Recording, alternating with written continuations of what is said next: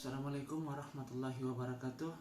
Perkenalkan, nama saya Mustari SPD dari UPT SDN nomor 227 Impres Takalar 2 Kabupaten Takalar.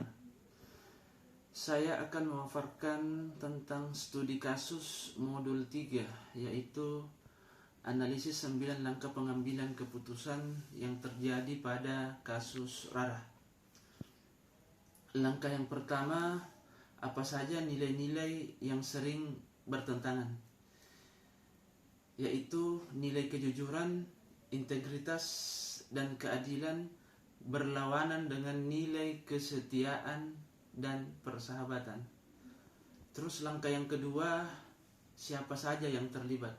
Dalam kasus ini yang terlibat yaitu ada 4 orang. Yang pertama ada Rara selaku yang menemukan dompet sekaligus mengambil dompet tersebut dan memasukkan ke dalam tasnya. Terus yang kedua ada Nina, si pemilik dompet yang kehilangan, dan yang ketiga ada Tari sebagai saksi dan sekaligus sahabat Rara. Terus yang keempat yaitu Ibu Sri sebagai guru pustakawan. Langkah yang ketiga, fakta-fakta apa saja yang relevan. Fakta yang relevan yaitu Rara menemukan dompet dan menyimpannya di tas tanpa izin pemiliknya, yang tentu saja ini boleh dikatakan mencuri. Yang kedua, Nina melaporkan kehilangan dompet melalui pengumuman Ibu Sri. Dan yang ketiga, Tari melihat langsung kejadian tersebut. Dan yang keempat selanjutnya yaitu Rara adalah sahabat dekat Tari yang sering membantunya.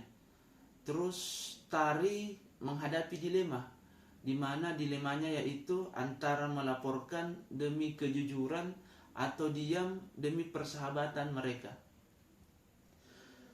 Terus langkah yang keempat yaitu pengujian benar atau salah.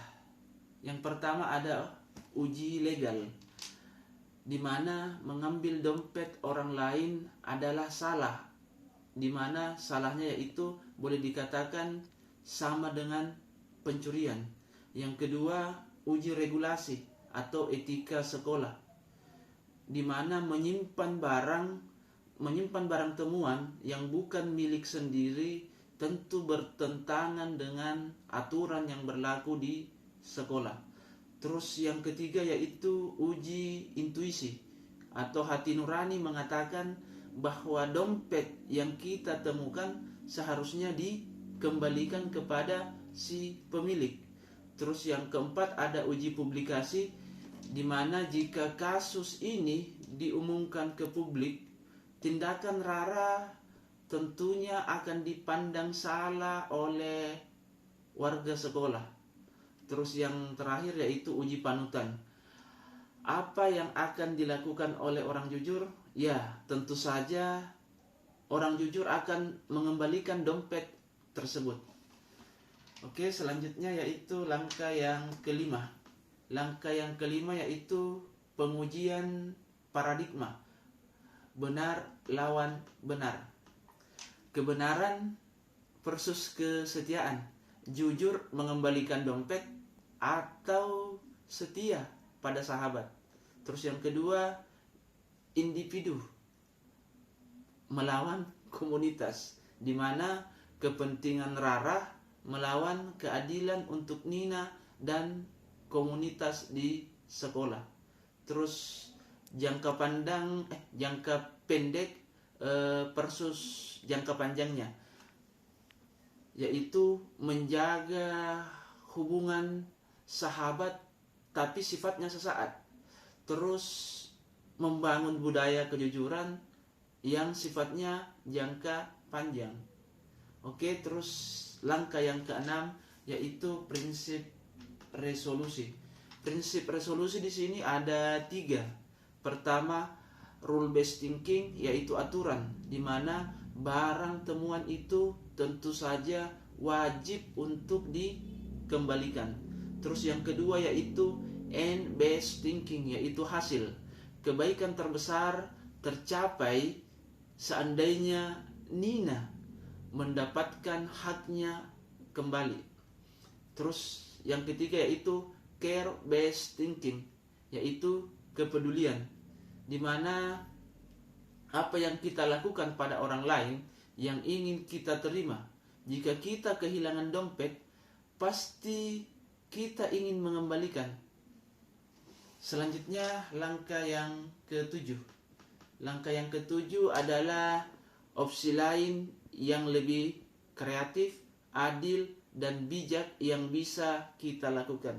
Di sini sebenarnya Tari bisa menegur Rara secara pribadi, membujuknya untuk mengembalikan dompet ke Ibu Sri atau mengembalikan langsung ke Ibu Nina. Atau bukan ke Ibu Nina, atau ke Nina. Dengan begitu, kejujuran tetap ditegakkan tanpa merusak persahabatan mereka. Akan tetapi jika seandainya Rara menolak, tentu saja Tari tetap berkewajiban melaporkan kepada Ibu Sri. Saya kira itu. Terus yang ke-8 yaitu apakah keputusan akhir yang ibu atau bapak ambil sesuai dengan analisis. Tentu saja saya akan mendorong Rara agar dengan kesadarannya sendiri mengembalikan dompet tersebut kepada Nina atau kepada Ibu Sri. Jika ia menolak, saya akan melaporkan kebenaran kepada Ibu Sri, meskipun resikonya akan merusak persahabatan, sebab kejujuran harus menjadi prioritas utama.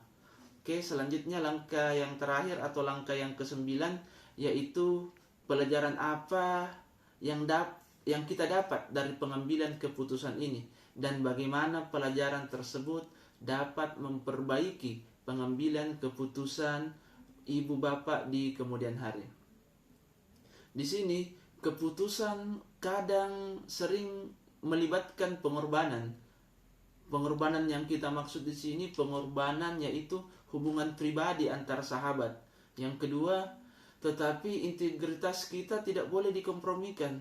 Ke depan saya akan berani menegakkan kejujuran dengan cara yang tetap menghargai hubungan, seperti memberikan kesempatan kepada pihak yang bersalah untuk memperbaiki diri sebelum dilaporkan. Saya kira itu. Demikianlah ini. Jadi sebagai calon kepala sekolah, saya kira penting bagi saya untuk menerapkan 9 langkah ini, agar setiap pengambilan keputusan yang kita ambil itu berlaku adil dan bisa bermanfaat bagi pembentukan karakter anak didik kita di sekolah pada nantinya. Sekian dan terima kasih. Assalamualaikum warahmatullahi wabarakatuh.